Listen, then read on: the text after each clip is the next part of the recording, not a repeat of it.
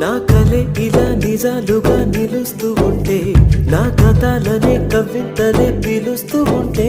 ఈ వరాలుగా ఉల్లాసమే కురుస్తూ ఉంటే, పెదవికి చంప తగిలిన చోట పరవశమేదో తోడవుతుంటే,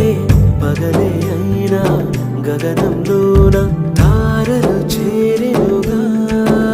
నిజంగా నేనేనా ఇలా నీ జలలో ఉన్నా, ఇదంతా